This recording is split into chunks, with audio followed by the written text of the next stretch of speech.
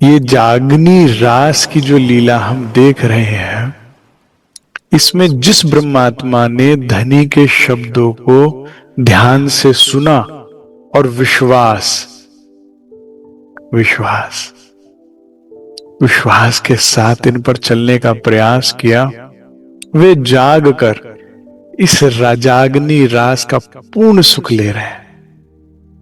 महारास में प्रेम का रस था, लेकिन इसमें जागृति साथ है, इसमें धाम और संबंध की पूर्ण पहचान है। तो इसी कारण इस लीला में सुख अपार है। आज बड़ा ही सुंदर प्रश्न एक सुंदर साथ ने मुझसे पूछा है। हम ये महाराज जी की जीवनी तो सुन रहे हैं, तो अगर हम इतनी रहनी नहीं करते, इतनी कुर्बानी नहीं करते, अगर इतना हम नहीं चल पाते, तो क्या राज्य हमें नहीं मिलेंगे? क्या हमें धनी का प्रेम नहीं मिलेगा? मुझे बहुत अच्छा लगा। अभी तक जितनी बैठक हुई है उसमें ये प्रश्न बड़ा ही वैलिड है। महाराज जी की जीवनी हमारे आगे इसलिए रखी जा रही है क्योंकि ये जीवन जीने का सही तरीका है, सुखदायी तरीका है। जो भी ब्रह्मात्मा इस जीवनी से प्रेरित होता है तो वो निर्भय होकर इस मार्ग पर चल सकता है, जिस मार्ग पर चलने से लिए माया हमें निरंतर रोकती रही और डराती रही। हाँ, जैसे माता जी ने कोठरी के अंदर लड्डू बना के रखे थे। कितने? 20 किलो। परंतु बालक को देती थी रोज एक लड्डू, और जब पूछे कोठरी में तो कहते थे कोठरी में हाउ है, वहां नहीं जाना। हाँ, नहीं तो हाउ पकड़ लेगा, वो बच्चे बड़े खा गया वो हाउ। तो बच्चा डरता रहा, डरता रहा, डरता रहा। एक दिन आए सदगुरु, कह रहे होटल कोठरी में हाउ नहीं, वही लड्डू हैं सारे जहां से आ रहे हैं। तो एक एक को तरस रहा है, एक आधा खाता है, आधा रात को खाता है, वहां ढेर लगे पड़े हैं। तो विश्वास किया, प्रवेश किया, तो हो जहां देखो लड्डू ही लड्डू के थाल। तो महाराज जी की जीवनी वो लड्डुओं के दरवाजे को खोल रही है। क्या ऐसा भी जीवन है? क्या ऐसा भी जीवन होता है? मुझे बताइए, कौन सी कमी रख रहे हैं श्री राज महाराज जी के जीवन में? प्रारंभिक अवस्था में जब सिमरू के रूप में आते हैं, या वो प्रतिष्ठित सेठ के रूप में आते हैं जो ताऊजी से बचाता है, या गडरिया के रूप में आते हैं और वो जंगल पार कराते हैं, तो क्या बताया? चिंता ना करो, मैं तुम्हारे सर पे खड़ा हूं, मौज में जिंदगी बिताओ, कुछ नहीं होगा, मेरी हुक्म, मेरी मर्जी के बिना। निर्भयता आती है। माता पिता के गुजर जाने से एक शिक्षा मिलती है कि यहां कोई सदा साथ नहीं रहता, एक उसके, वो कभी साथ छोड़ना नहीं रहा और उसके अलावा कोई निभा नहीं रहा। कोई कितने दावे कर ले, कोई कितने वादे कर ले, मां कितने ही सीने से लगा कर रखे, मैं तुझे कुछ नहीं होने दूंगी, लेकिन जीते जीना। उसके बाद फिर आगे जब अगर महाराज जी इस जब संसार का सत्य पूरी तरह से अभी बिना ज्ञान के अनुभव से पा लिया कि नहीं है यहां कोई अपना नहीं है, तो क्यों ना उसे पाया जाए जो सदा सदा से जन्म जन्मांतर से अपना था। जब उस मार्ग में भी चल रहे हैं तो कछु कमी न करत खसम। कोई कमी रख रहे हैं? जहां जरूरत पड़ रही है वहां सिद्ध महात्माओं के रूप में आकर मार्गदर्शन कर रहे हैं। जहां जरूरत पड़ रही है वहां पर, जहां काशी में ज्ञान के उसमें इल्म, उसमें चतुराई में पढ़ने की कोशिश कर रहे हैं, तो वहां आकर मार्गदर्शन कर रहे हैं, भाई जो कुछ है भगवत प्राप्ति में है। तो कभी दिव्य पुरुष के रूप में आके, तो कभी शिव जी के दर्शन करवा के दिव्य पुरुष द्वारा, तो कभी हनुमान जी को ही हृदय में प्रवेश करा, आप चलो जहां मर्जी घूमो।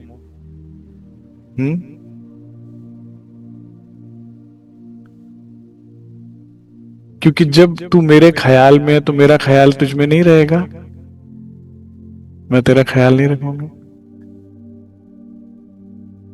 तो जीवन तो बहुत सुंदर है। तो ये तो एक इंस्पिरेशन दी जा रही कि ये भी एक जीवन है, क्योंकि माया तो यही समझाती रही ना सुंदर साज जी की, जोड़ लो, संग्रह कर लो, अभी कम है, अभी कम है, अभी कम है, भगाती रही। जो जुड़ गया उसके लिए डराती रही, अरे चोरी ना हो जाए, इनकम टैक्स रेट ना मार दे, ये ना हो जाए, वो ना हो जाए, और जुड़वाती रही, भगाती रही, भगाती रही, भगाती रही माया। हर कोई हमारा हितैषी, शुभचिंतक और समझदार बनता रहा, जिसको खुद को नहीं अपना भला पता। तो महाराज जी की बीतक रिलैक्स करती है। आज वो सुंदर सा आदमी इस बीतक को सुनकर चैन से सो रहे हैं, जिनके बैंक अकाउंट में 100 रुपए है। कह रहे कोई टेंशन नहीं, महाराज जी के पास तो लंगोट भी नहीं थी। हाँ, कोई समस्या नहीं है। जिसने खाने का सोचा नहीं, उसको खाने की कभी कमी नहीं। कहते थे कुएं से ले लो भाई, घी खत्म हो गया, कुआं से ले लो, कहते थोड़ी देर चाहिए, वापस लौटा देंगे। तो पानी से पूरियां उतार रहे हैं, बंद कोठरियों से कंबल और गद्दों की ढेर लगा रहे हैं, बंटवा रहे हैं पूरे पूरे पंडाल को, हजारों में। खान पीन की कब, जो सुंदर साज शेरपुर महाराज जी के समय में था, उन्होंने इतनी लीला ये देखी हुई है। मुझे आशा भगत बताते थे, कहते कई बार महाराज जी के साथ सुंदर साथ बहुत सारा आ जाता था। तो कहते एक बार मैंने सिर्फ एक कढ़ाई सब्जी बना रखी थी, घर में 4 जने उसके हिसाब से, महाराज जी 50 आदमी लेकर आ गए साथ में। कह रहे चिंता नहीं करते, कह रहे कुछ भी नहीं बनाया महाराज जी, सब कह रहे चिंता ना करो, सब पूरा हो जाएगा। सुंदर साथ को पकड़ाया, कह रहे वेस्ट नहीं करना, थोड़ा थोड़ा बांटते जो, कह रहे 50 ने इतनी से खा ली और बच भी गई। तो ये एक अलग जीवन है, सुंदर जीवन है। वो बुद्धि भ्रष्ट कर दी थी माया ने कि जी गुची के पर्स ले लो, कि जाने अरमानी की शर्ट ले लो, टी शर्ट ले लो, जाने नाइकी का ये ले लो, एडिडास का जूता ले लो, तो तुम्हारा वरना जीवन जीवन ही क्या है, बर्बाद हो तुम तो। अब सुंदर साथ कह रहे हैं फटे कपड़े पहन के भी मजा आ रहा है, छिद्र वाले कपड़े भी, कि कुछ महाराज जी के हम भी नजदीक पहुंचे, कुछ तो। मैं पुराने धुरानों में भी मौज आ रही है, फकीरी की मौज है। तो क्या अगर तुमने धनी की आवाज ना सुनी, तो क्या राज जी तुम्हें छोड़ के चले जाएंगे? कहां जाएंगे? एक जीवन है जो राज्य को पाने के लिए रू निकली, चाहे सुंदर बाई, चाहे इंद्रावती, चाहे रतन बाई, उनके जीवन का सुख के बारे में बताया। लेकिन जो ब्रह्मात्माएं धनी की आवाज को नहीं सुनती सुंदर साथ जी, उनके बार बार हमें अपने आंखें संबंध को उजागर करने की आवाज, उसको प्रार्थना को नहीं स्वीकार करते कि मैं तुम्हारा दुल्हा हूं, आशिक हूं, आशिक मेरा नाम रू अल्लाह, आशिक मेरा नाम, इश्क मेरा रूहों सो मेरा उम्मत में आराम। जिसने उस आवाज संबंध को नहीं सुना, पहचाना नहीं, और अपना प्रेम संवाद फिर भी संसार में ही करते रहे, न धनी के प्रेम को स्वीकारा, न उनके संबंध को स्वीकारा, यही तो गलती हो रही है, चूक हो रही है, और क्या हो रहा है? कहे कौन तुम कौन हम कासो अपनी पहचान, कि भाई कौन हो, हमारे को भी यहाँ संसार में ही प्रेम है, बस संसार में हमारे परिवार के सदस्य ही हैं, बस और कुछ नहीं चाहिए जीवन में। तुम भगवान हो तो थोड़ा बहुत हमारा कर दो। तो जिन्होंने धनी के उस प्रेम को स्वीकारा नहीं, संबंध को माना नहीं सुंदर साथ जी, उन्होंने क्या किया? उन्होंने दुख उठाया। धनी ने दुख दिया नहीं, धनी ना देवे दुख तिल जेता, जो शब्द करो विचारी जी, दुख आपन को तो होता है, जो माया करत हो भारी जी। तुमने उसे सच माना तो फिर अब दुख होता है तुम्हें, बहुत पीड़ा होती है। यहां है ही पीड़ा सुंदर साथ जी। यहां प्रेम के नाम पर जो होता है वो अक्सर धोखा ही होता है। यहां मछली को खिलाने के लिए जो आटा लटकाता है उसमें कांटा होता ही होता है, और जब कांटा गले में फंसता है जब, तो फिर पीड़ा होती है। यहां सदैव निभाने वाला कोई है नहीं। कुछ समय की कलाकार हैं, जितनी देर डायरेक्टर ने बताया हुआ है नाटक चलना है, उसके बाद जब अपना अपना कलाकार डायरेक्टर का इशारा होते ही गायब होगा जिंदगी से, तो आप बस चिल्लाते रह जाओगे, बालाजी बालाजी करते, जैसे हाथीराम चिल्लाते रहे, बालाजी लौट कर नहीं आए ना, ऐसे फिर कोई लौट कर नहीं आता।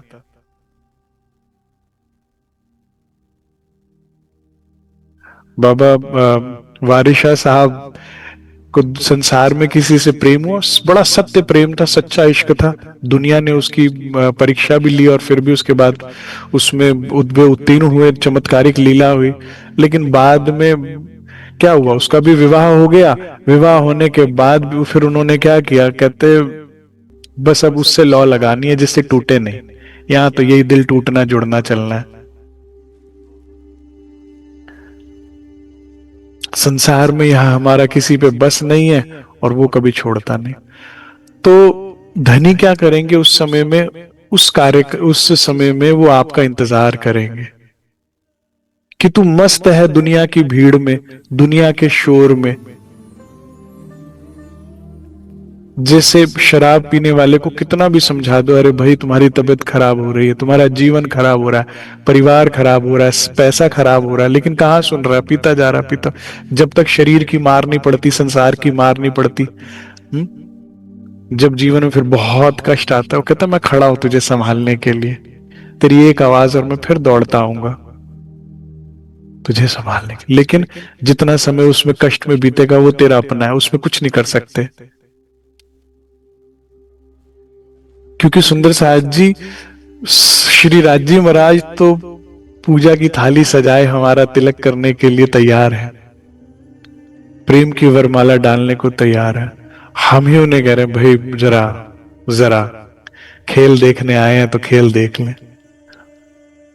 लागोगे जो तुम इसे शक्ति दे तो इस दुखों को, माया को, इसके पास शक्ति नहीं है तो दुख तुमको लाग सी, उसकी हिम्मत नहीं है वो तुम्हें छू दे, तुम इसे छूते हो दुख को, तुम कांटों को पकड़ते हो, कांटों की हिम्मत नहीं तुम तक आ जाए तो दुख तुमको लाग सी।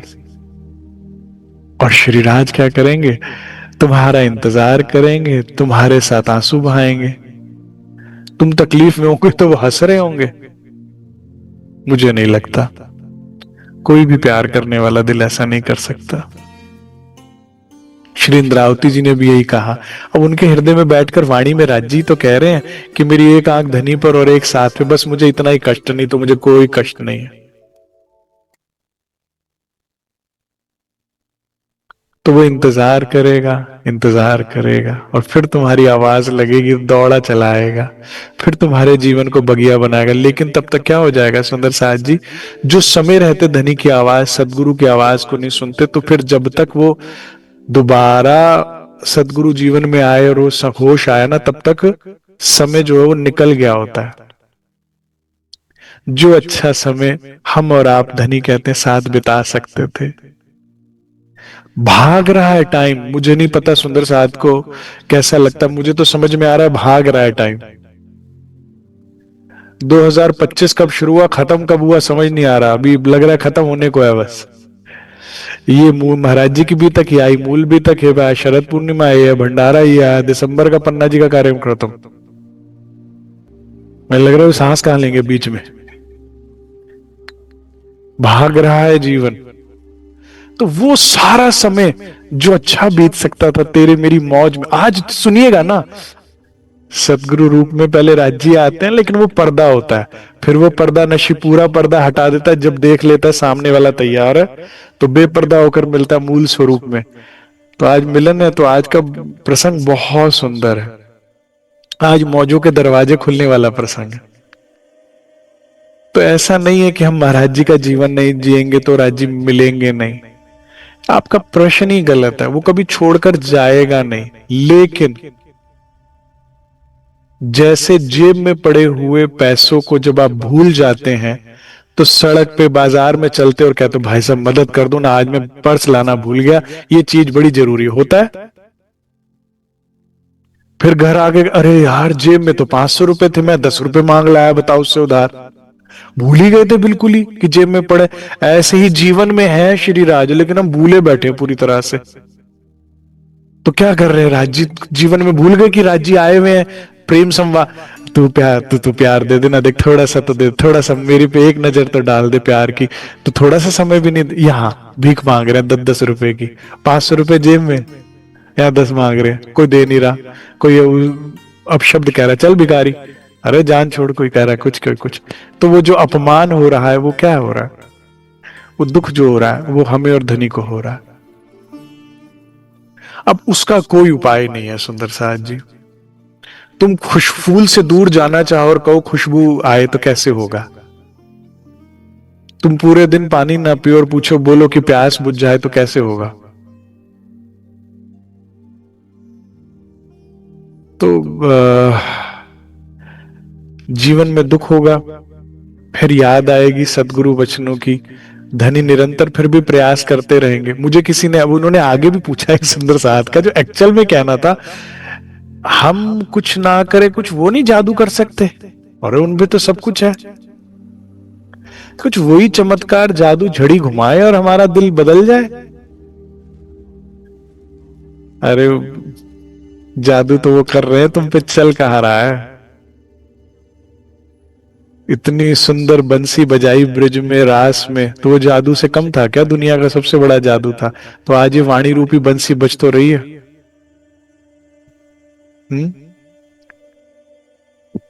सतगुरु रूप में डेडिकेटेड दिन रात तुम्हें देते हैं। मैं कैसे बताऊं सदगुरु का एहसान, कैसे हम कितने जन्मों में नहीं चुका सकते। दिन रात दौड़ते थे सदगुरु सरकार साहब, जिस भी तन में आए। श्री जी के तन में अभी देख लेना, आगे आएंगे ना तो कहते हैं अब आप थोड़ी देर विश्राम कर लो, अगर हम नहीं आए पौड़न को, राउंड द क्लॉक भागते हैं। और मैं सुख सदा तुम्हें चाहूं कि पूरी मिसाल कायम करते हैं कि हाँ सच्ची बात है, ये तो सिर्फ हमारा अच्छा सोचते हैं और कुछ भी नहीं।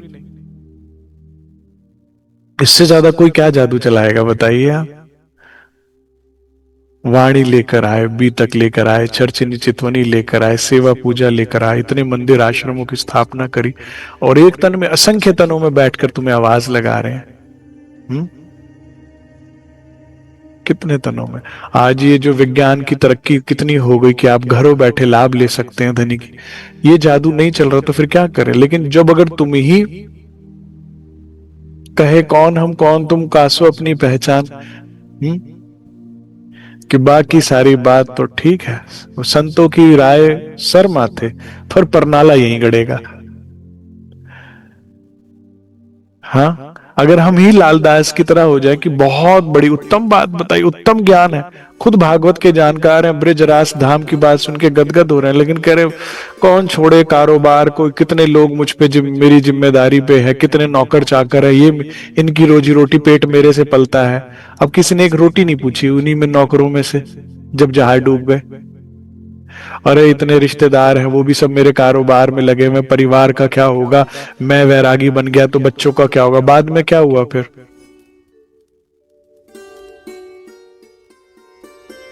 तो सारा खेल जो है वो विश्वास का है, और इसीलिए सदगुरु का बहुत बहुत बहुत महत्व है। अभी महाराज जी से दादा गुरु मिलने वाले ना, आज देखिएगा आप कितना बड़ा महत्व है सदगुरु का, क्योंकि वो क्या है? अटूट विश्वास। बड़े बड़े तूफान में जब वो हिलते नहीं तो आप उनके विश्वास से देख के आपका भी विश्वास अडिग हो जाता है। सदगुरु क्या है? किनारे पे बंधी, वो जो आप लोगों ने देखा कभी किनारे पे जो नाव के खूंटे होते हैं, उन खूंटों से नाव बंधी रहती है, तो अगर वो खूंटा ना हो तो एक तूफान लहर आए छोटी सी भी आए और उड़ा कर ले जाए, और अगर खूंटा मजबूत बंधा हुआ है उससे तो कितना ही तेज तूफान आ जाए नाव नहीं हिलती, वो डूबती नहीं, फिर वो किनारे पर खड़ी रहती ज्यों के त्यों। वो है सदगुरु। तुम्हारी जिंदगी में कितने बवंडर आएंगे, वो करे अरे सब झूठा है, अरे गोली लग गई सब झूठा है, अरे ऑपरेशन हो रहा है सब झूठा है, अरे आज खाने को रोटी तक नहीं मिली सब झूठा है।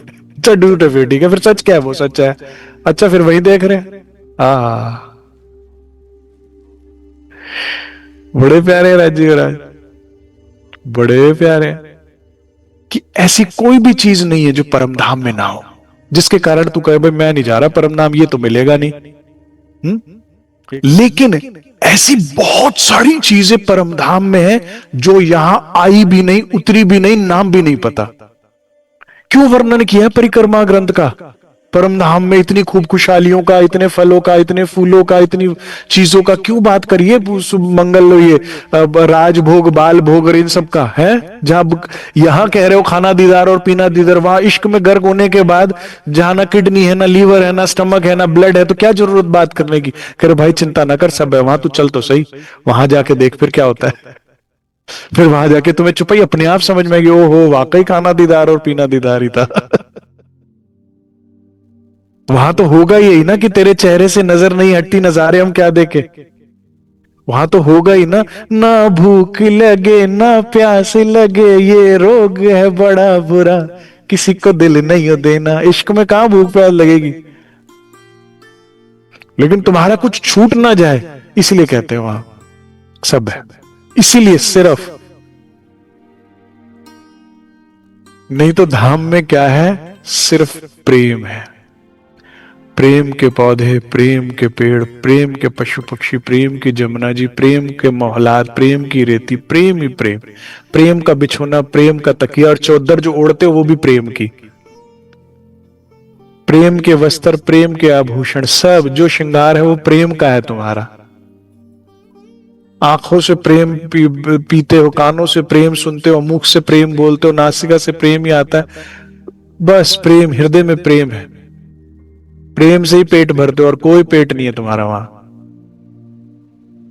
लेकिन बताना पड़ता है यहां की बुद्धि के लिए सारी बात। तो सब कुछ है वहां सुंदर साथ जी। जिस दिन हमें ये विश्वास सदगुरु के सानिध्य से, जैसे महाराज जी को होगा ना, भी हो गया तो काम बन गया। बस उस दिन से तुम्हारा दुख का समय खत्म, क्योंकि तुम दुख को नहीं लगोगे तो दुख तुम्हारे पास नहीं आएगा।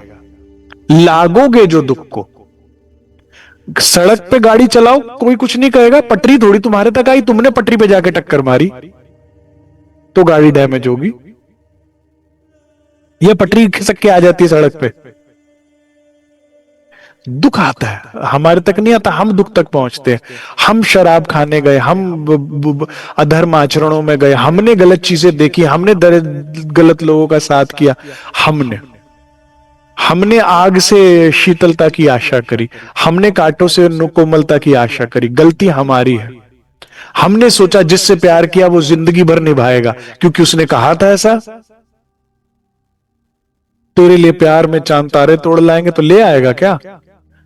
लेकिन संसार केवल प्रेम, आनंद, सुख की बात कर रहा है, क्योंकि बिकता माल यही ना, इसी नाम से है किसी के पास नहीं, है नहीं। ये बात कैसे समझ में आती है? दो तरह से समझ में आती है। एक, ठोकर लगकर, जैसे महाराज जी को कितनी ठोकर लगी जिंदगी में, इंद्रावती जी के भाई गुजरे तो ठोकर लगी जीवन में। या फिर सदगुरु के सानिध्य से प्रारंभिक में अवस्था में ही जैसे सदगुरु मिल जाए, वाणी मिल जाए, और राज जी के आने से पता लगता है कि नहीं है। ये बात तभी समझ में आती है। आपके जीवन के अनुभव और सत्संग के मिलाप से आपको ये बात दृढ़ता हो जाती है कि नहीं है यहां पर।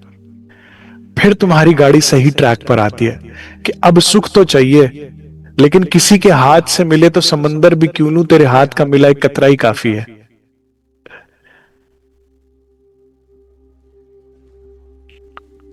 नहीं, अरे भाई आप सफर में जा रहे हैं, सफर में जा रहे हैं और आपके पास अब आधी रोटी सूखी पड़ी है या एक फल पड़ा है, भूख लगी है जोरदार, तो कोई थाल भी सजा के देगा सामने वाला, वो खाओगे? पता नहीं क्या विष मिला रखा है उसने, क्या जाने तबीयत खराब होएगा, लूट लेगा। मेरे अपने पास रखा वो एक फल ही बहुत है ना। तो रूह कहती नहीं, अब समझ में आ गया, अब विवेक आ गया कि अब जो चाहिए तेरे से चाहिए, ऑथेंटिक जगह से लीजिए, जो ऑथराइज्ड है, ठीक है। जो कंपनी की चीज आपको चाहिए उसी कंपनी की दुकान पे चढ़ते हो तो सही रहता है ना। तो इश्क चाहिए तो एक ही कंपनी है जी पूरी मार्केट में, प्रेम ब्रह्म दो एक है, दो दुनिया में नहीं कहीं नहीं मिलेगा। आनंद चाहिए तो जो सत्य है, जो चेतन है, वही आनंद है, वही मिलेगा, कहीं और नहीं चढ़ो, धोखा नहीं होगा। तो सुंदर साहब जी, राज्य तो नहीं छोड़कर जाएंगे अगर हम इस रहनी पर नहीं चलेंगे, लेकिन दुख होगा, क्योंकि हमारी रहनी रहनी ही सुख या दुख का कारण बनती है और कुछ नहीं। सहयोग पूरा है श्री राज्य का, अंदर से बाहर से, सदगुरु रूप में, सुंदर साथ रूप में, अंतस्करण की भी आवाज, सहयोग पूरा है, साथ पूरा है। जीवन में जब जब तुम धनी को पाना चाहोगे, सुख आनंद को पाना चाहोगे, धनी साथ देंगे ही देंगे। लेकिन जो आपके पास है वो फ्रीडम ऑफ चॉइस। तुम खेल में बैठे हो, खेल में तुम्हें अक्षर की लीला देखनी है कि ब्रह्म की लीला देखनी है, तुम्हारे हाथ में है, और राज्य बाध्य है वो दिखाने के लिए तुम्हें। बहुत सिंपल है, बहुत कॉम्प्लिकेटेड नहीं है खेल ये। अब मुझे अक्षर की ही लीला देखनी है तो वही दिखाएंगे, और वो दुखदाई है क्योंकि वही देखने आए थे। अगर तुम कहोगे नहीं अक्षर की देख ली बहुत, अब मुझे अक्षरातीत की लीला देखनी है, प्रेम आनंद, वो चिदानंद लीला देखनी, तो बस वो शुरू हो जाएंगे। फिर ब्रिज की बांसुरी की आवाज शुरू होने लगेगी कानों में आनी, और रास के घुंघरुओं की आवाज, संगीत की आवाज आने लगेगी कानों में, और धाम की प्रेम की ठंडी हवाएं आने लगेंगी जीवन में और घेर लेंगी तुम्हें चारों तरफ। फिर इंद्रावती जी की तरह हाल हो जाएगा, जहां देख रहे हो कोई नहीं हक बगैर, मैं फिर देखे। फिर जिस करवट लेटोगे बस वहां धनी होंगे। जैसे अभी महाराज जी के साथ क्या हुआ, जिस करवट मुड़ रहे वहां हनुमान जी, जिस करवट मुड़े हनुमान जी आ रहे थे ना, दरवाजे से जाने लगे तो हनुमान जी आके खड़े हो। फिर ऐसा श्री राज हो जाएगा। और राज्य का दूसरा नाम सत्य और तीसरा नाम आनंद है। सुंदर सा, आशा करता हूं आपके प्रश्न का उत्तर हो गया होगा। अब परमहंस राम रतन महाराज जी बचपन में एक कठिन पाठ पढ़ लिया कि कोई साथ नहीं देता और कोई यहाँ पर हमेशा रहने वाला नहीं है। माता पिता के धाम गमन से सीखा, फिर जीवन में देख लिया रिश्तेदार जिनमें हमारी जानें बसती हैं। अच्छा समय रहने तक ये कितने अच्छे हैं, और बुरा समय आने पर पता लगता है। ज्यादा अच्छा समय आ जाए तो भी पता लगता है, क्योंकि कोई दुखी नहीं होता इनसे ज्यादा। तुम्हारे अच्छे समय में भी सबसे ज्यादा यही दुखी होते हैं। अरे ईर्ष्या करनी है, पूरी दुनिया पड़ी थी, नहीं तुम ही से करेंगे। ठीक है, तो सारा मुश्किल पाठ पढ़ लिया, फिर विवाह हुआ, फिर धर्मपत्नी का भी प्रेम स्नेह ऐसा ही था। लक्ष्मी वाले हाथ की सेवा होती है, लक्ष्मी है नहीं महाराज जी पे इतनी, तो उस हिसाब से बात होती है। प्रेम स्नेह सराज जी वो भी देख लिया, उसका भी सच देखने के बाद अब वाकई में सत्य ढूंढने निकल पड़े महाराज जी। सत्य आनंद की खोज में जब वे निकलते हैं तो पूरी यात्रा, पूरे भारत को एकदम परिक्रमा कर लिया उन्होंने। जेब में पैसे नहीं, पेट में अनाज नहीं, और तन पे कपड़ा भी नहीं। पद यात्रा करते करते करते करते करते करते धनी में तो को ढूंढिया खोट, छोड़ धंधा सब और। लेकिन परिपक्वता भी तो आते आते आती है ना। पात्र तैयार होगा तो उसमें पानी डाला जाता है ना, पहले मटका पकाया जाता है। जीवन में जो भी दुख आता है सुंदर साथ जी, वो हमें बना रहा है। जो 4 दिन भूखा रहा हो ना, उसे अगर एक दिन की रोटी ना मिले ना, को परेशान नहीं होता। और अक्सर मैंने जिनके फ्रिज खानों से भरे देखे, उन्हीं को टेंशन में देखा है कि कल को क्या होगा। और फिर महाराज जी का युग जो था ना सुंदर साथ जी, वो अंग्रेजों का युग था। भारत बहुत गरीबी और दरिद्रता से गुजर रहा था, क्योंकि या तो सब लूट खसोट के अंग्रेज जहाजों में भर विदेशों में ले जाया करते थे, या बड़े बड़े सेठ साहूकार, कोई कोई पूरे गांव में एक सेठ है, कोई एक जमींदार है, बस वो तो भरपेट कर रहा है अपना, वो सब मौज कर रहा है, बाकी सब बुरे हालों में जिंदगी बिता रहे थे। तो मतलब कई कई साल बारिश नहीं हो रही है तो किसान भूखों मर रहे हैं, वो लिटरली भूखे मर जाया करते थे। तो ऐसे में महाराज जी दबती गर्मी में बारिश की तरह है।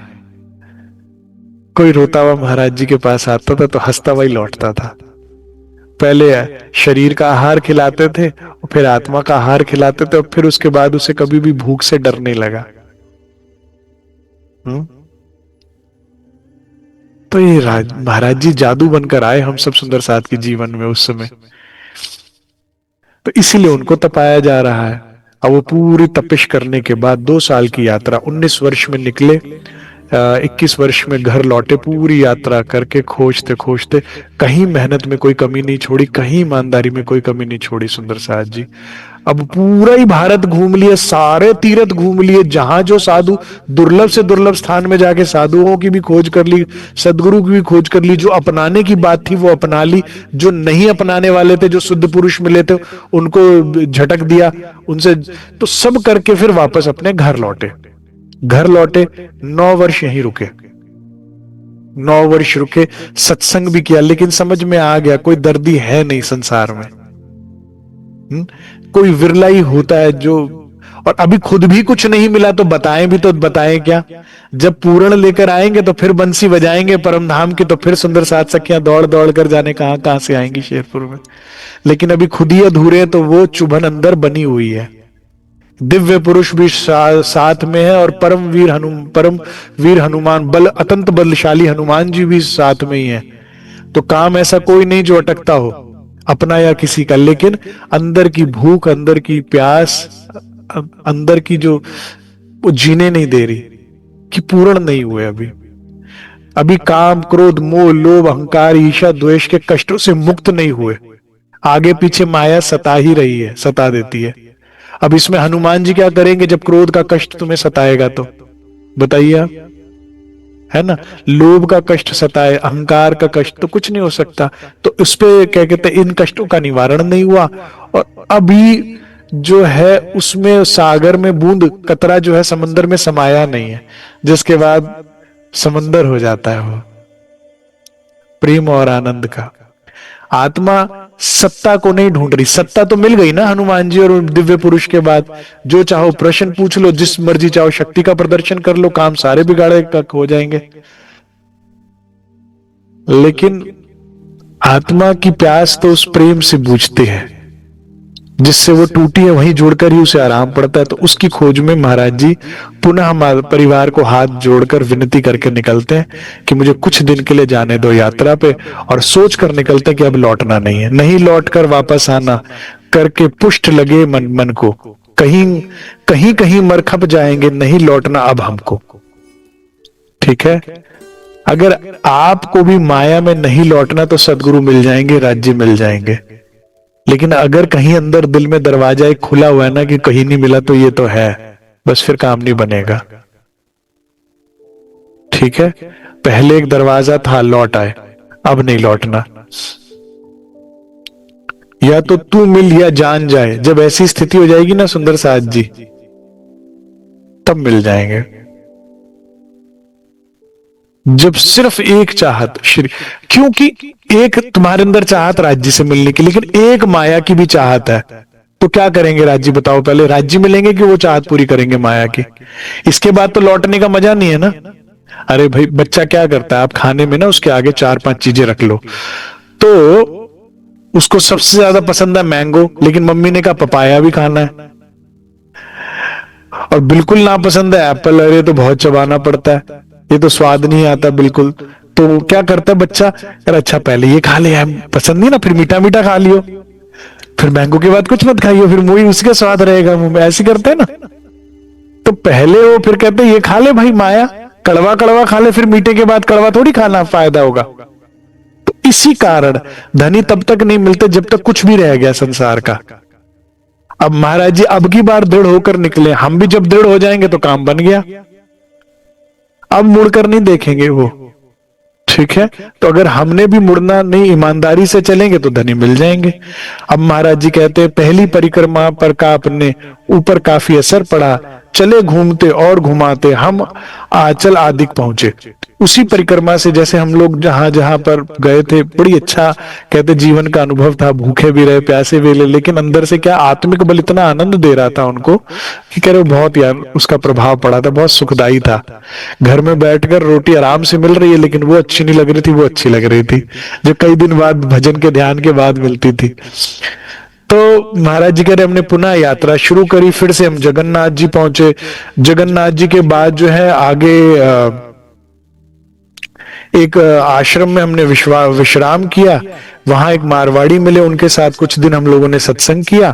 फिर एक हमें आगे चल के एक महंत मिले, महंत जो है वो हैदराबाद के थे, और वो हमें लेकर चले गए कुछ मुचकंदा संकट मोचन, 2 नदियों का मिलाप था वहां पर।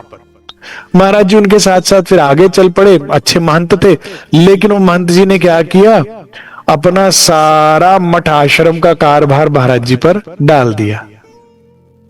तो वहां पर सत्संग तो मिला नहीं महाराज जी को, ज्यादा अधिक सेवा मिल गई। ठीक है, अब महाराज जी कहते हैं ऐसा नहीं, हमने 2.5 साल खूब बढ़िया से निभाया आश्रम को। आश्रम में आने वाले हर साधु सन्यासी का आदर भी पूरा, सत्कार भी पूरा, सेवा भी पूरी होती थी उनकी। और लेकिन आश्रम की आमदनी भी बड़ी, सेवा व्यवस्थाओं में सब कुछ बढ़िया हो गया, लेकिन अपना काम नहीं बन रहा था, ना सत्संग मिल रहा था, ना सदगुरु, ना आगे का ध्यान आगे बढ़ रहा था।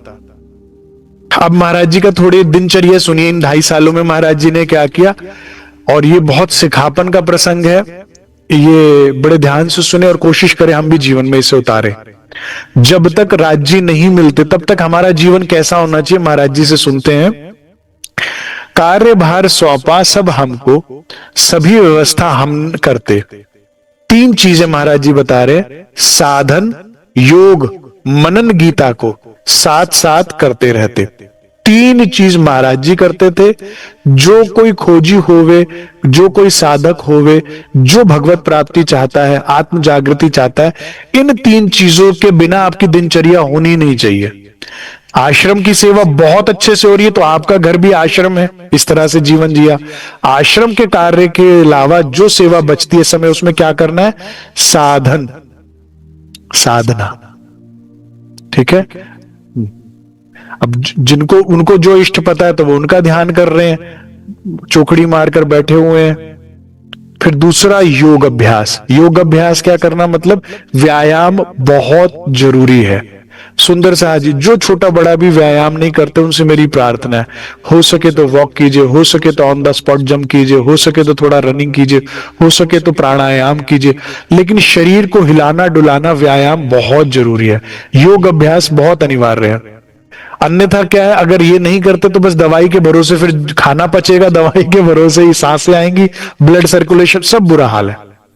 थोड़ा बहुत योगाभ्यास घर में परिश्रम करिए, जरूर कीजिए। उसके साथ साथ योगाभ्यास 3 चीजें अनिवार्य, एक योगाभ्यास, दूसरा साधना, मन को साधना, संसारों से हटाकर अपने इष्ट में लगाना, उनके गुण में, स्वरूप में, लीलाओं में लगाना। और तीसरा वेरी वेरी इंपॉर्टेंट, अब महाराज जी के पास वाणी नहीं है तो किसका मनन कर रहे हैं, गीता का। हमारे पास वाणी है। जो सुंदर साथ वाणी का मनन नहीं करेगा ना, वो भटकेगा ही भटकेगा। आप एक चीज समझिएगा, व्यायाम अनिवार्य है, तो अगर ध्यान व्यायाम है और अनिवार्य है, तो वाणी और सत्संग क्या है, आहार है। आप मान लीजिए अगर आहार ही खाते रहो खूब ज्यादा और व्यायाम ना करो तो क्या हो जाओगे, मोटे हो जाओगे, फूल जाओगे। ऐसी अगर ज्ञान तो लेते गए लेकिन ध्यान नहीं किया तो अहंकार में फूल जाओगे, मुझे ये पता है, मुझे पता है, लेकिन प्रैक्टिकलिटी में कहीं नहीं होगे। लेकिन अगर केवल व्यायाम करोगे और आहार नहीं खाओगे तो भी तो बीमार पड़ जाओगे। तो ध्यान अभ्यास होगा ही नहीं जब तक आपको फ्लो नहीं मिलेगा सत्संग और वाणी मंथन का। तो मनन गीता का वे कर, उसी से बुद्धि सही रहती है, उसी से आपको दिशा मिलती कि कहां बढ़ना है जीवन में, वाणी मंथन। तो जो साधक है सुंदर साहब जी, उनको 3 चीजें जीवन में कभी नहीं छोड़नी चाहिए। ऐसा कोई दिन ना बीते जिस दिन आप व्यायाम ना करें, जिस दिन आप साधना ना करें। साधना में सब कुछ आ गया, सेवा पूजा आ गया, वाणी मंथन ध्यान आ गया, चितवनी आ गया, भजन कीर्तन आ गया, सब आ गया। और साथ साथ में मनन वाणी का सदैव रहे। कोई ना कोई आप अपना वाणी, बीतक, सेवा, परमहंसों की सेवा पूजा, कुछ ना कुछ चर्चनी, हम मंथन जरूर करते रहे। उसी से बुद्धि विवेक सेट रहता है किस दिशा में बढ़ना। ये बात समझ में आई है, ये बहुत इंपॉर्टेंट है। मैं थोड़ा फास्ट फॉरवर्ड में लिया क्योंकि बहुत सारा विषय कवर करने को है, बट अगर आशा करता हूं आपको ये बात समझ में आ गई। ये महाराज जी ने ऐसा जीवन बिताया तो कहीं कुछ पहुंचे, तो हमें भी ऐसा करना चाहिए।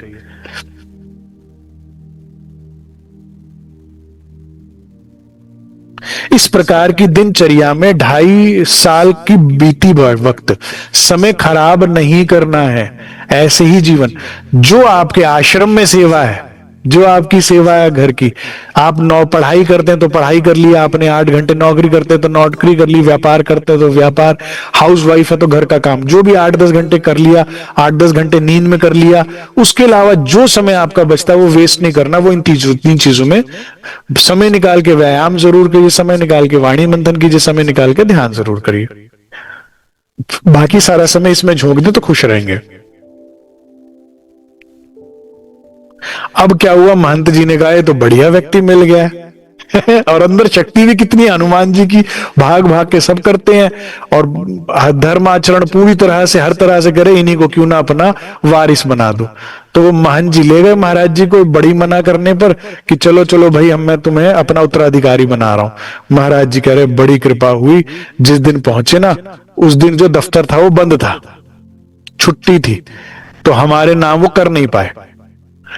तो कह रहे भाई जिस दिन जैसे ही वापस आए मैंने तो परमात्मा का शुक्र किया कि शुक्र है भगवान बचा लिया तूने मुझे। कह रहे कि भाई बड़ी मुश्किल से महंत जी के हाथ पांव जोड़े, वापस आके माफी मांगी। कह रहे धन्यवाद प्रभु को दे दिया हमने, हमारे बारंबार भली मुक्ति दी अपने को, हमको प्राणाधार ने इतनी बड़ी सर पे आपदा आ जाती तो बड़ी सिरदर्दी हो जाती, जन्म बेकार हो जाता, क्योंकि औरों की तो व्यवस्था सारी अच्छे से हो गई, अपनी व्यवस्था तो हुई नहीं।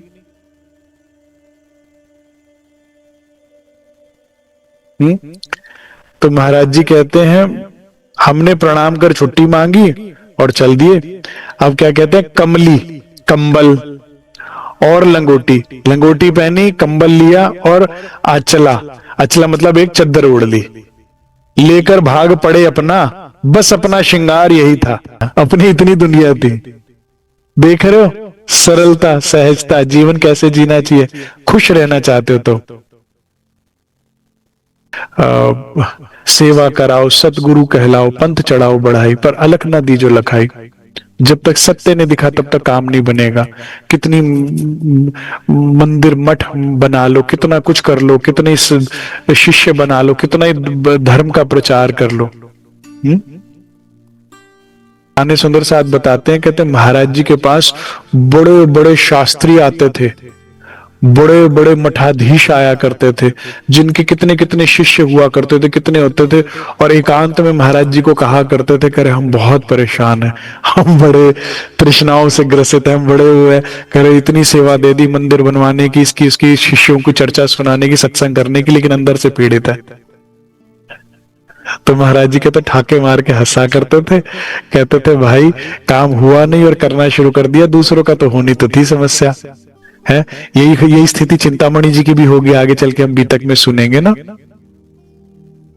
कि श्री जी के पास है हजारों शिष्य हैं और कितना तो बल्कि दर्शन भी कर सकते थे, भगवान विष्णु इत्यादि के दर्शन कर आ सकते थे, लेकिन अंदर की आग शांत नहीं है, क्योंकि जब लग घर पाओ नहीं अपनो भटकत फिरो भर मानो। तो वही जो छुपैया थी कि महाराज जी कहते भाई मैं इसी काम के लिए तो नहीं बना था, इसके लिए तो नहीं निकला था। लोक लाज मर्यादा छोड़ी तब ये ज्ञान पदवी पाई, एक आग जो छोटी बुझाई दूजी मोटी लगाई है, एक डारी तो दूजी भी डारो, जलाओ देव चतुराई। जब हम धर्म के रास्ते पर निकलेंगे, प्राणाधार सुंदर साथ जी, अब मैं एड्रेस कर रहा हूं उन सुंदर साथ को जो राज्य की खोज में निकले हैं महाराज जी की तरह, लेकिन रास्ते में ये भी अटकाव आएंगे। लोक लाज मर्यादा, अरे भैया तो बहुत राज्य में ऐसे तो होश ही नहीं, ये नहीं वो नहीं, बात हो गई, ठीक है, लोक लाज मर्यादा छोड़ दिया आपने, अब किसी की परवाह नहीं कर, लेकिन ज्ञान पदवी में अटक जाओगे, कोई ना कोई काम में अटक गए, लेकिन पूर्ण हुए नहीं अभी आप। तो बहुत समझदारी से हमें चलना है कि नहीं भाई इसी में उलझ कर नहीं रह जाना, सेवा में उलझ कर नहीं रह जाना। बहुत सुंदर साथ ऐसे हुए महाराज जी के समय में भी और उस पहले भी, कि सेवा में तो पूर्ण है लेकिन ध्यान नहीं बढ़ाया अपना। कोई किसी सदगुरु की सेवा कर ले, उसमें कुछ ज्ञान मिल जाएगा, आशीर्वाद मिल जाएगा, लेकिन पूर्णता ही। देवचंद्र जी के समय में भी दर्शन लाभ भी मिल रहे हैं, सेवा लाभ भी मिल रहे हैं, लेकिन एक इंद्रावती ने आत्म जागृति करी ना, जिसने ध्यान की बात करी, मूल तक तो जाना ही है, उसके बिना तो अधूरा ही रहेगा ना जीवन सुंदर साहब जी।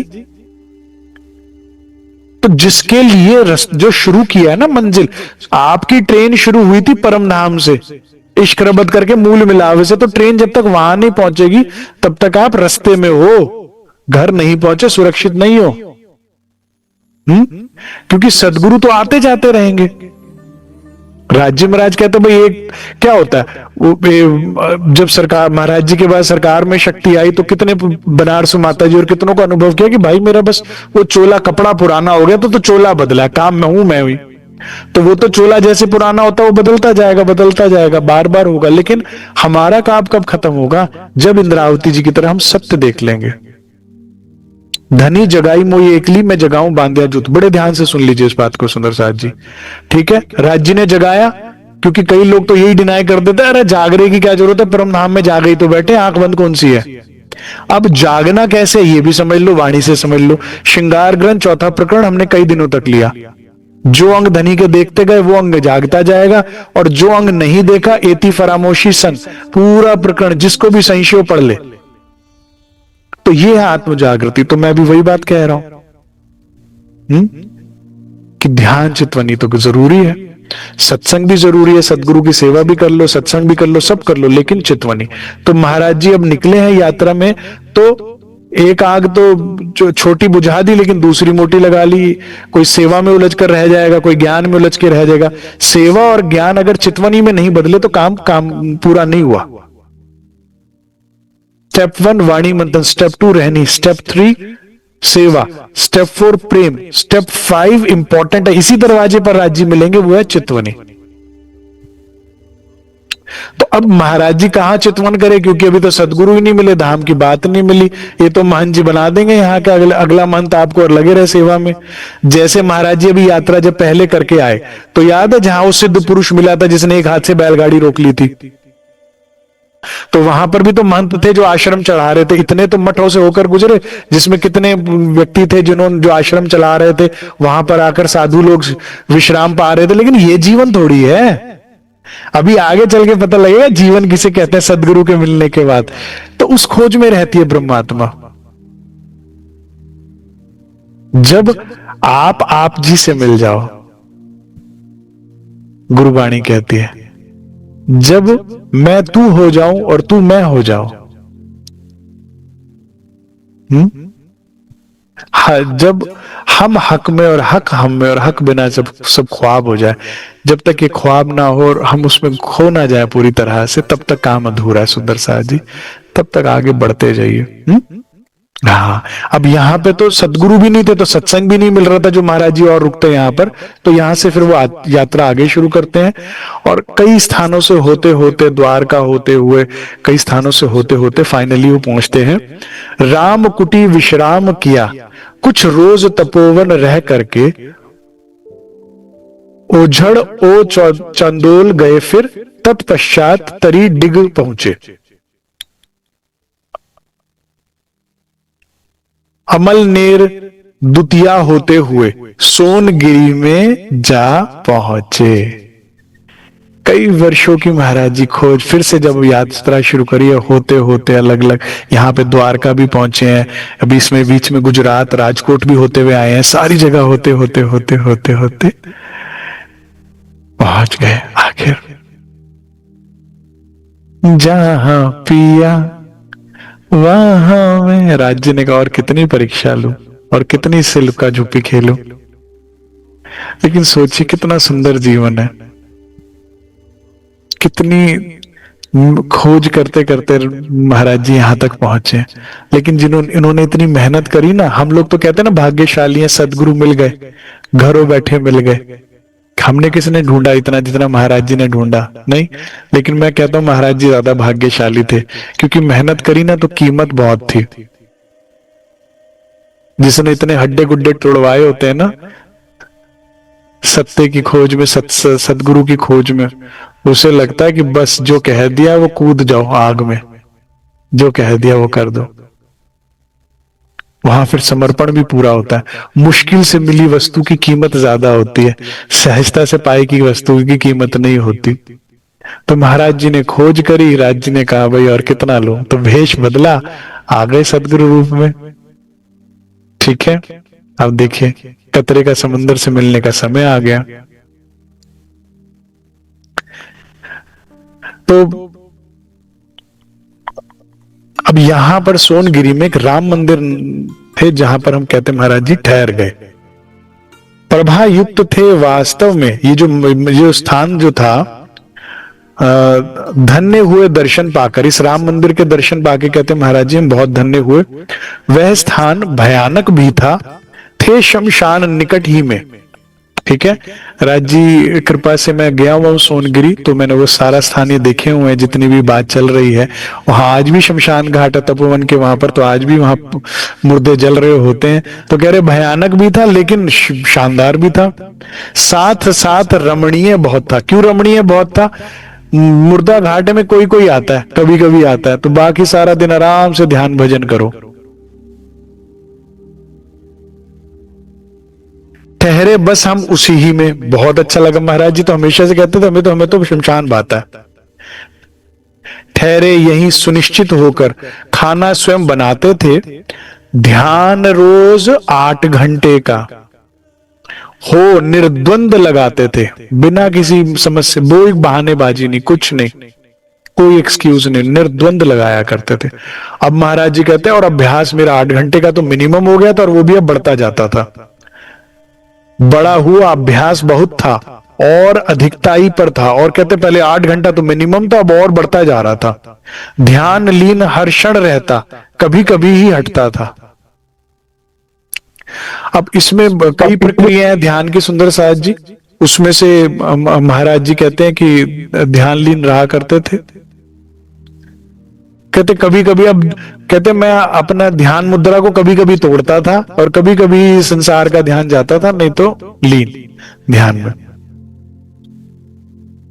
हो जाती अक्सर अचेतना, कभी कभी लुढ़क पड़ते। क्या होता था महाराज जी कहते कभी कभी बिल्कुल ध्यान इतना मेरा चला जाता, अंतर्मुखी हम इतने हो जाते थे कि चेतना मतलब होश खो दिया, अनकॉन्शियस हो जाते थे। और बॉडी का भी अब बिल्कुल ध्यान नहीं रहा, अब अनकॉन्शियस हो जाता है, तो उसमें क्या गिर जाता था। हाथ पैर होकर उल्टे हो गए, हाथ पांव, सर नीचे पांव ऊपर हो गया, आसन वैसे का वैसा रह गया, हाथ पांव मुड़ गए, बहुधा नीचे दब जाते, कई बार नीचे दब गया हाथ, इस तरह से कहते होश नहीं, जब आया तब आया, तो वो देखा है। इतनी, अभी क्या हो गया, पात्र पूरा तैयार हो गया। इसीलिए सुंदर साथ कहता ना, क्या करे ध्यान लगता तो है नहीं भाई, पात्र तैयार कर लो ना, अपना आसन इतना, अभ्यास इतना मजबूत कर लो, समय इतना रोज का निकालना शुरू हो जाओ कि जब राज्य की कृपा हो तो फिर आपको ये न गए। अब वो राज्य की कृपा तो हो रही है, लेकिन 2 घंटे भी नहीं है मेरे पास, 2 घंटे बैठना चाहते हैं, शरीर साथ नहीं देता, तो कर लो ना पहले, शरीर साधकों वाला बना लो, थोड़ा सा योग अभ्यास और आहार संतुलित करके थोड़ा बहुत बैठने का अभ्यास बना लो कि नस नाड़ियां कितनी खुल जाए कि जितनी मर्जी देर हम बैठे तो कोई दिक्कत ना आए, कमर वगैरह सब सही हो जाए। इस हिसाब से आसन आपका सिद्ध हो गया, मन आपका स्थिर हो गया, समय आपका निरंतर बैठने का हो गया। अब सदगुरु जो आएंगे वाणी पिरोएंगे अंदर सागर श्रृंगार परिक्रमा, हा अब दिखना शुरू। तो अब पात्र ये तैयार हो रहा है, और पात्र लगभग पूरा तैयार हो गया। उंगली टूटी सी हो गई थी, पलक वामिनी खाए से, और कहते कभी उंगलियां मुड़ जाती थी, वापस अपनी जगह पे लाना पड़ता था। जुए झुंड लगी मुंड से, झड़ने लगी मुंड से, अब जटाएं बन गई थी महाराज जी की खूब, हो गया था इतना ना, पूरा वैराग्य, जटाओं में तो ना कंघी मारी जाती है ना साबुन लगाया जाता है, करे जुए उसमें से झड़ने लगी थी।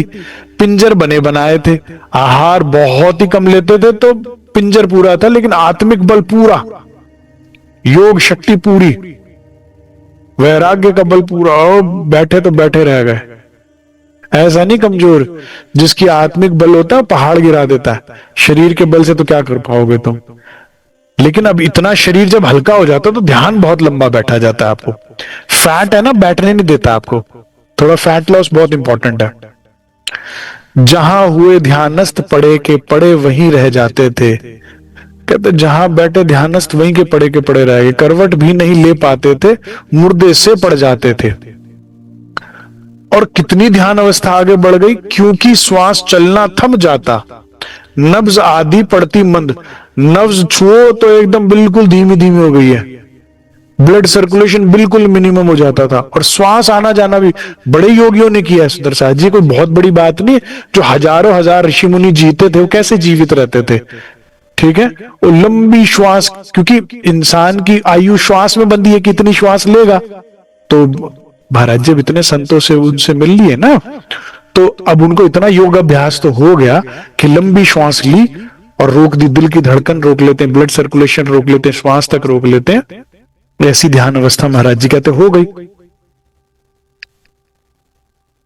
एक अब इसी कारण क्या घटना हुई, यही वजह बनी दादा गुरु से मिलने की, यही बहाना बना, यही कारज कारण बना कि श्वास इस तरह से वो रोक लिया कर, इतनी साधना उनकी, ध्यान बढ़ चुका था।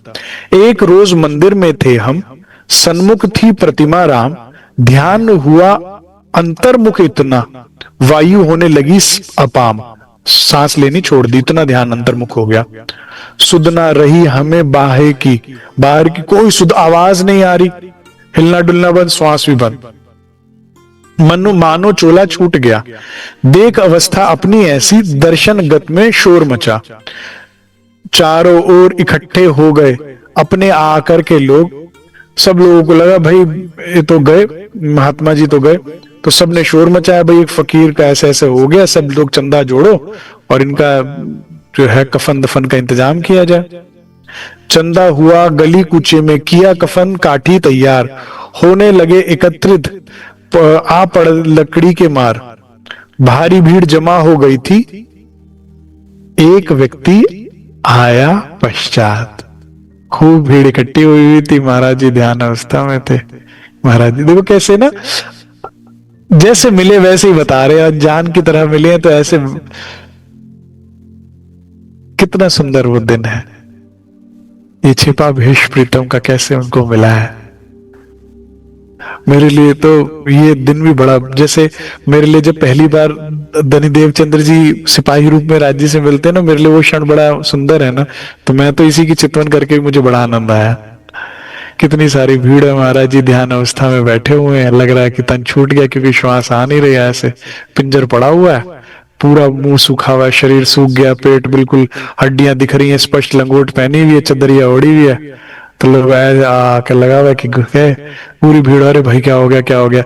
इतने में एक व्यक्ति आता है, बड़ी दिव्य आभा है उनकी। एक व्यक्ति आया पश्चात, जिन्हें देखकर सारे हट गए। जैसे वे आते हैं तो सोनगिरी में ये तो नहीं पता था कि साक्षात अक्षरातीत है, लेकिन ये पता था कि कोई शक्ति, कोई दिव्य पुरुष है दादा गुरु के लिए। तो उनको आते देख सब भीड़ ने रास्ता एकदम दे दिया, वहां से एकदम प्रकाश पड़ा महाराज जी पे, जो घेर रोक रखा था लोगों ने घेर के, एकदम प्रकाश, और उस प्रकाश के बीच में दादा गुरु खड़े हुए, सबने भीड़ देखे, जी जी आप हो गया, सदगुरु से मिलाप होने का समय आ गया। सुंदर साहब उसे देखकर सारे हट गए, उसने देखा अपना हाथ, पहले उन्होंने नवस देखी, पूर्ण निरीक्षण किया हमारा, पूरा ऊपर से नीचे तक देखा, समझा योगा अवस्था है, ऊपर से नीचे देखा, कह रहा रूह आ गई, चलो बहुत बढ़िया, शाबाश, अब नाटक खत्म करने का टाइम आ गया, अरे भाई चलो चलो हटो हटो, ये तो योग अवस्था में बैठे हैं महापुरुष। कौन कह रहा था कि मृत्यु हो गई? बोला किसने, कहा मृतक है, जो कहता है बकता है, ये तो योग अवस्था है। अच्छा सब हट जाओ यहां से, भेजा एक को घर अपने, एक को अपने घर भेजा, ठीक है। अब ये सब नाटक कर रहे हैं राज जी महाराज, ठीक है, छूते ही उठ जाते महाराज जी, लेकिन कह रहे थोड़ा नाटक करना पड़ेगा दुनिया के लिए, नहीं तो अपन महाराज जी के अलावा किसी को अपनी पहचान देनी नहीं है। तो घर से एक थैला मंगाया, कुछ जड़ी बूटी किया, उड़ उड़ खाया, और महाराज जी को होश आ गया। नाटक में नाटक करते हैं। महाराज जी ने सरकार को दिखाया परमधाम कश्मीर में ले जाके, ठीक है, तो कोई जड़ी बूटी मंगवाई और महाराज जी को, सरकार साहब को उसका रस दे दिया और भूसा भूसा मेहरचंद जी को दे दिया, और मेहरचंद जी अपने में बड़े खुश कर, देखा मुझे मेन चीज दी है, तो और वो तो बिल्कुल बेहोश हो गए, मेयरचंद जी, और सरकार साहब को उन्होंने परमधाम दिखाया। सरकार कहते 3 घंटे परमधाम में विचरण किया। जो आप लोगों ने देखा ना, सोटी पकड़े महाराज जी शिला पे बैठे हुए हैं, कहते मैं अगले दिन वहीं ले जाकर उनकी वैसी पोज में फोटो खिंचवाई सरकार साहब ने कि मुझे हमेशा के लिए स्मृति रहे। और वहीं पे गोद में सर रख के सहलाते गए और परमधाम दिखलाते गए। अब 3-4 घंटे बाद जो सुंदर साथ घूमने गए थे कश्मीर, वो लौट आए। तो जब लौट आए कह रहे इतना बढ़िया नाटक किया महाराज जी ने। कह रहे सुंदर साथ आए, कह रहे क्या हो गया जगदीश भाई साहब को, क्या हो गया महाराज जी ने, क्या हो गया? अब किस खब को थोड़ी बताना, इन्हें परमधाम दिखाया, सारे चिपट जाते। पात्रता है नहीं है, तो नाटक के साथ बढ़िया नाटक। कह रहे पता नहीं, कह रहा था भूख लग रही है, कुछ वहां से खाया, तब से मुझे परेशान कर रखा है। तो फिर 2 सुंदर साथ उठे कि जगदीश भाई साहब उठो उठो, क्या हुआ, ये लो पानी पियो, क्या हुआ? कह रहे सरकार का उठा तो जाए ना, और महाराज जी ऐसी बात बोल रहे। कह रहे 2 जने उठाकर मुझे सरका कर लेकर गए। कह रहे पता नहीं, परेशान कर दिया मुझे। सारी लीलाधारी ऐसे करते हैं, सबके आगे छिपा ली बात कि क्या सुख दिया उनको। तो ऐसे ही सारा नाटक किया सबके सामने, कुछ जड़ी बूटी दी। जो झोली लेकर आया एक दिन हमें कुछ दिया, हमें कुछ उसमें से दिया। जल गुलाब का छिड़का मुंह पर, जिससे हमें चेतन किया। लोगों ने जब हमें निहारा जीवित लग कर सन हुए। अरे उनको तो लग रहा था गए तो ऐसी कुछ कर रहे हैं, होगा कुछ नहीं। तो सांस ही नहीं आ रही कि देखी नहीं किसी ने इतनी उच्च कोटि की योग अवस्था। बड़ा दुर्लभ था ऐसा दृश्य। तो अगर सांस ही नहीं आ रही थी व्यक्ति को, वापस आ गई। पता नहीं सुंदर साहब जी, मैं तो अपना दे रही तुम ही राख्या जीव। क्या पता महाराज जी ने छोड़ ही दिए थे प्राण, और धनी ने वापस फूके, जाने क्या लीला हुई, बताया नहीं महाराज जी ने, तो हम नहीं जान सकते। कह रहे वापस चेत हो गए, सब एकत्रित हो गए फिर से हमें होश आने के बाद। अब आदर्श पुरुष से अपना हुआ बहुत काफी संवाद। दादा गुरु को क्या बोला उन्होंने? आदर्श पुरुष। बड़ा सादा पहनावा, ऐसे दिव्य आभा, ऐसा उनमें से प्रकाश सुगंधी निकलती हुई, बड़ा अलौकिक दर्शन था पहला ये। इसीलिए महाराज जी आदर्श पुरुष कह रहे हैं उन्हें, क्योंकि ये पुरुषों में पुरुष है, उत्तम पुरुष है, साक्षात स्वरूप धारण किए हुए। और कहते हैं बहुत बातचीत उनकी उनमें, हाँ भाई कहां से आए, कहां चल कर आए, क्या खोज रहे हो, अच्छा अच्छा अच्छा, पूरी बात करी, पूरा टटोल लिया। और इस प्रश्नोत्तरी में महाराज जी के दिल को हर लिया उन्होंने। समझ गए कि कोई है, कोई उच्च अवस्था के संत है।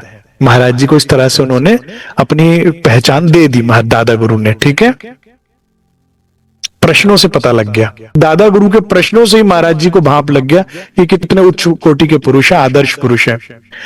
देखा अंदर तक टटोल कर, पूर्ण लिया परीक्षण अपना। कर अच्छे से परीक्षण लिया, टटोला, प्रश्न पूछे, और उस प्रश्नों से हम समझ गए कि किस तरह के ये संत हैं। नहीं तो ऐसे तो महाराज जी भी समर्पण नहीं करते ना सुंदर साहब जी। ठीक है, बड़ी भीड़ उमरी ऊपर को, हर एक चाहता था सुनना। महाराज जी कह रहे धक्का मुक्की हो रही, क्या बात हो रही है महात्मा जी और इनमें, है हम भी सुनाएंगे, करना कुछ नहीं किसी ने, धक्का मुक्की कर रहे। और लेकिन दादा गुरु बिल्कुल धीमी धीमी आवाज में बोल रहे थे कि सिर्फ इसके कान तक जाए और इसकी आवाज मेरे कानों तक आए। रूह और राज का मिलन चल रहा है, बाकी कौन है? दूल्हा दुल्हन की बात चल रही है, बाराती ऐसी तंग कर रहे हैं। अब दादा गुरु ने भाप लिया, ये नहीं करने देंगे बात है, ये भीड़ ना ये तमाशबी नहीं छोड़ेगी। तो दादा गुरु कहते हैं, बोले अच्छा सोमेश्वर में ठहरो आप, वहां पहुंचकर, यहां नहीं हो पाएगा सत्संग, ये राम मंदिर है जबकि ये भी मंदिर ही है, पर यहाँ भीड़ भड़का बहुत आता है, आप सोमेश्वर पहुंचो, जगह बहुत उत्तम है, तुमको देखो जरा पहुंच करके। करे वहां जाकर देखो, बहुत उत्तम जगह है वहां। सुंदर साहब जी सोनगिरी गांव से करीबन 2.5 किलोमीटर पैदल चलना पड़ता है, और तब जाकर ये आता है सोमेश्वर मंदिर आता है। हम लोग आज से करीबन, मैं 10 साल पहले, करीब 12 साल पहले गया हुआ हूं इस मंदिर में सोनगिरी से। और मतलब उस समय में भी इतना ये मंदिर सुनसान था कि दिन में भी कोई व्यक्ति नहीं आता था, जानवर नहीं आता था। और सोचो 8 से 60 70 80 साल पहले कितना और बियाबान होगा और कितना सुनसान होगा सोमेश्वर मंदिर। बहुत पौराणिक मंदिर है, 5-5 फुट 6-6 फुट की उनकी दीवारें, मोटी मोटी दीवारें, जैसे पुराने मंदिरों में होती है। छत भी 5-6 फुट से ऊपर नहीं है। भगवान शिव का बहुत पुरानी 100-200 साल पुराना मंदिर है।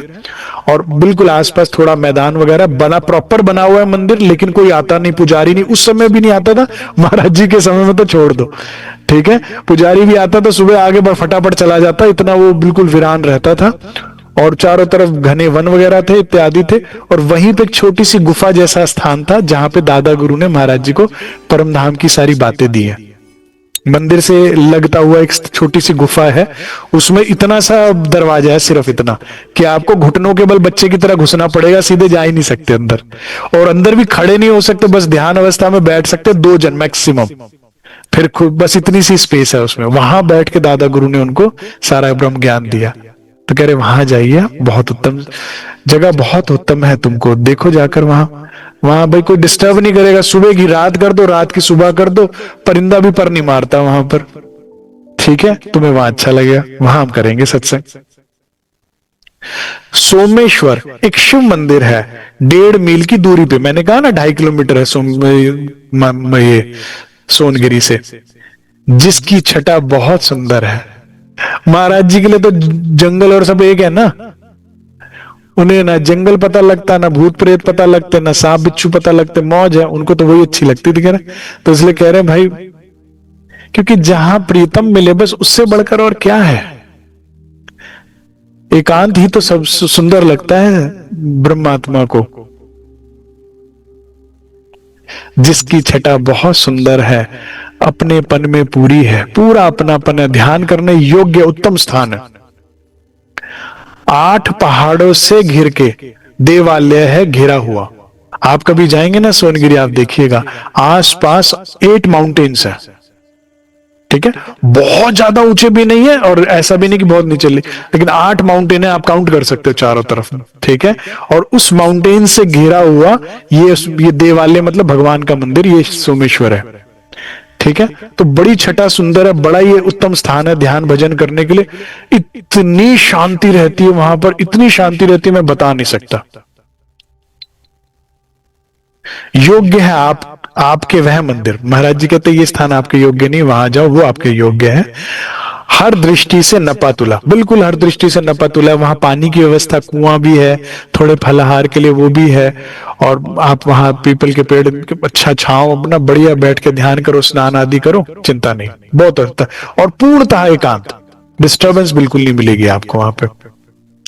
महापुरुष की इस प्रकार की वाणी सभी सुनते थे। दादा गुरु कितने अच्छे अच्छे शब्द देखे ना, महापुरुष, दिव्य पुरुष, और क्या शब्द था, आदर्श पुरुष। कैसे कैसे सुंदर शब्दों से संबोधित कर रहे हैं, कितना आदर होता है। जिसको मेहनत से मिला होता है ना, उसकी बात कुछ और होती है। अब ये कहते महाराज जी कहते ये बातें ना और लोग भी सुन रहे थे। दया भाव दर्शा करके मेरे ऊपर कुछ सज्जन बोले थे। अब कुछ जो होते हैं ना आसपास के, जो कुछ होता है दया में कहने लगे, अब इन्हें पता नहीं कौन मिल रहे हैं आपस में। अभी इन्हें दादा गुरु का तो छोड़ो, महाराज जी का भी नहीं पता कि कौन बैठा है इनके अंदर और कौन शक्ति आई है ये। तो हितैषी बन के कहने लगे, इन्हें वहां क्यों भेज रहे हैं, इन पर दया करो महाराज, आप जानते तो हो सारा, क्या है छिपा आपसे राज। अरे आप वहां कहां भेज रहे हो, आपको नहीं पता? सभी जानते हैं उस मंदिर को, उसकी चर्चा है सब में। कह रहे कौन नहीं जानता, गांव में सबको पता है, सबकी चर्चा रहती है वहां पर मंदिर में। उसमें प्रेत आत्माएं रहती हैं, विख्यात नगर भर में, पूरा नगर जानता, वहां प्रेत आत्माएं रहते हैं। कोई पुजारी और महात्मा जब उसमें टिक नहीं पाता तो फिर इनको वहां ना भेजो, अपनी समझ नहीं आता आप वहां क्यों भेज रहे हो। ठीक है, ये हितैषी आए जरा कुछ कि भाई वहां बड़ा बुरा हाल है। वाकई जहां जाओ तो लगता तो ऐसा ही है वहां पर, सुंदर साथ जी हैं। लेकिन दादा गुरु क्या कहते हैं, सुनिए जरा। जिनकी रक्षा पे वे खुद हो, उनको कभी नहीं कुछ होता है। मरने वाले ही मरते हैं, उन्हीं को सब कुछ होता है। जिसका काल आया उसे कोई रोक नहीं सकता, जिसकी रक्षा पे वो खड़ा उसे कुछ हो नहीं सकता। तुम्हें क्या पता कौन कौन से वन पर्वत नापते हुए आए हैं दादा महाराज जी यहाँ पर। ये तो राज जी जाने या रू जाने, करे इन्हें कुछ नहीं होता, इनकी रक्षा पे खड़े हैं, इनकी रक्षा पे मैं खड़ा हूं, चिंता ना करो, जाओ वहां। ये सांत्वना दादा गुरु ने महाराज जी को दी। कहते हमें सांत्वना देकर बोले, श्री स्वामी नारायण दास। कितनी सभ्यता शिष्टाचार के साथ नाम लिया महाराज जी ने, श्री स्वामी नारायण दास। हमको सांत्वना देकर बोले, प्रातः ही हम मिला करेंगे जाकर सदा तुम्हारे पास। कहते मैं रोज प्रातः आपके पास आया करूंगा। ठीक है, हो गई अपॉइंटमेंट फिक्स। रू राज जी की कह रहे चिंता ना करो, वहां जाओ, ध्यान वहां अगर करो, वहां जाके मैं रोज आया करूंगा सुबह। प्रातः ही हम मिला करेंगे जाकर सदा तुम्हारे पास। ब्रह्म वाक्य से सुनकर उनके ऐसा लगा जैसे ब्रह्म वाक्य हो।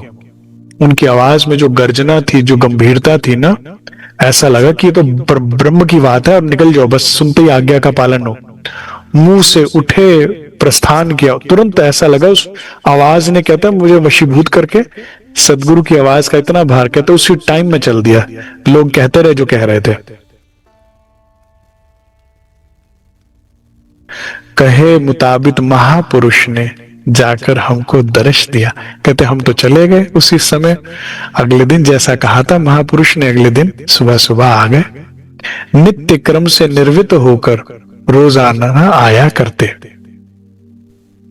नित्य क्रम जो भी होता है अपना कर कराकर अपना रोजाना आया करते। रसा स्वादन वाणी का उनकी हम प्रतिदिन पाया करते। कहते उनके शब्द नहीं थे, वो शराब था, उसे पिया करते थे। अब महाराज जी और दादा गुरु की जो मुलाकात होती है, इनके बीच में कैसी गहरी बात होती है, क्या वो पिला रहे हैं, ये मिलके सुनेंगे हम लोग कल।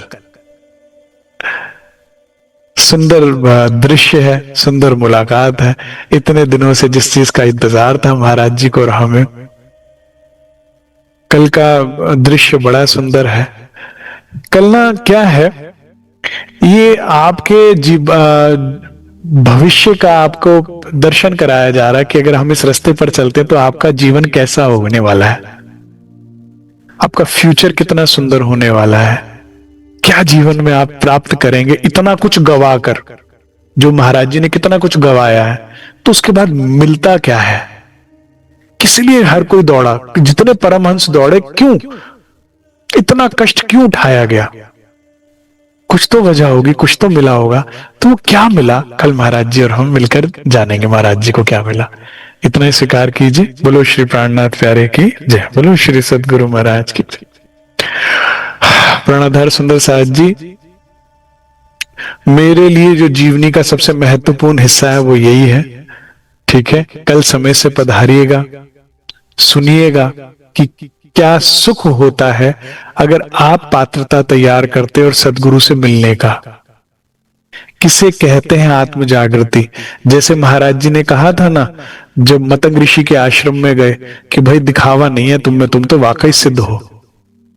तो जो सुंदर साथ दिखावे से परे और वाकई में धनी को प्राप्ति करना चाहते हैं, ब्रह्मानंद को प्राप्त करना चाहते हैं, ब्रह्म स्वरूपा होना चाहते हैं, तो कल उसके आप दर्शन करेंगे कि अच्छा ऐसा होता है धनी के रास्ते पर चलने पर। क्योंकि आपने मंजिल तो देख ली कितनी कठिन है, तो पता तो लगे कि सॉरी रास्ता तो देख लिया, तो मंजिल कितनी सुंदर है, चलने के लायक भी है कि नहीं है, कि इतनी कष्ट उठाए ना उठाए। तो कल की बैठक महत्वपूर्ण है। सभी सुंदर साथ समय से पधारेंगे। आनंद आ रहा है, जीवन का सारा आनंद इसमें में ही है। दो तरह के लोग जीवन में मिलेंगे सदैव, योगी और भोगी। योगी तो अब कम होते गए, भोगी ज्यादा हो गए, लेकिन योगियों का जीवन कितना सुंदर है इससे पता लगता है, और भोगियों में कितना दुख है वो आप देख ही रहे हैं संसार में। हमने देखकर और खुद जीवन जी कर भी देख लिया, तो अब जरा ये जीवन जिए।